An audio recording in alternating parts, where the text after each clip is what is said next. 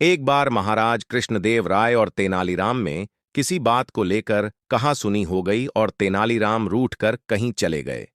शुरू शुरू में तो महाराज ने क्रोध में कोई ध्यान नहीं दिया, मगर जब 8-10 दिन गुजर गए तो महाराज को बड्ढा अजीब सा लगने लगा। उनका मन उदास हो गया। उन्हें कुछ चिंता भी हुई। उन्होंने तुरंत सेवकों को उनकी खोज में भेजा। उन्होंने आसपास का पूरा क्षेत्र छान मारा, मगर तेनालीराम का कहीं पता न चला।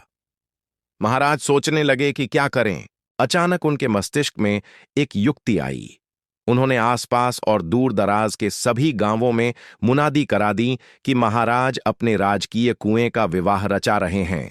अतः गांव के सभी मुखिया अपने अपने गांव के कुओं को लेकर राजधानी पहुंचे। जो भी मुखिया इस आज्ञा का पालन नहीं करेगा, उसे दंड स्वरूप 20,000 स्वर्ण मुद्राएं जुर्माना देनी होंगी। यह ऐलान सुनकर सभी हैरान रह गए। भला कुएं भी कहीं ले जाए जा सकते हैं? कैसा पागलपन है! कहीं महाराज के दिमाग में कोई खराबी तो नहीं आ गई? जिस गांव में तेनालीराम भेष बदलकर रह रहा था, वहां भी यह घोषणा सुनाई दी। उस गांव का मुखिया भी काफी परेशान हुआ। तेनालीराम इस बात को सुनकर समझ गए कि उससे खोजने के लिए ही महाराज ने यह चाल चली है। उसने मुखिया को बुलाकर कहा, मुखिया जी, आप बिल्कुल चिंता न करें। आपने मुझे अपने गांव में आश्रय दिया है, अतः आपके इस उपकार का बदला मैं अवश्य ही चुकाऊंगा। मैं आपको एक तरकीब बताता हूं। आप आसपास के गांवों के मुखियाओं को एकत्रित करके राजधानी की ओर प्रस्थान करें।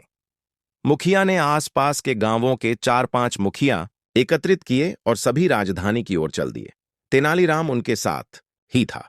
राजधानी के बाहर पहुंचकर वे एक स्थान पर रुक गए।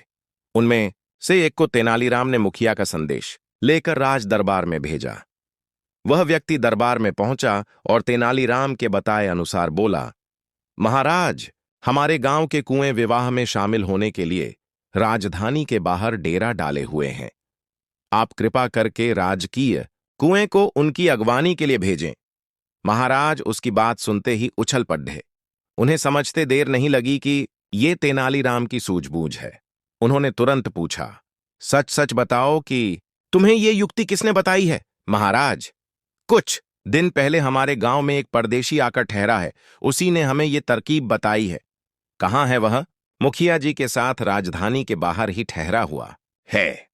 महाराज स्वयं रथ पर चढ़कर राजधानी से बाहर गए और बड्ढी धूमधाम से तेनालीराम को दरबार में वापस लाए। फिर गांव वालों को भी पुरस्कार देकर विदा किया। वीडियो अच्छा लगा हो तो लाइक, शेयर और सब्सक्राइब कर देना।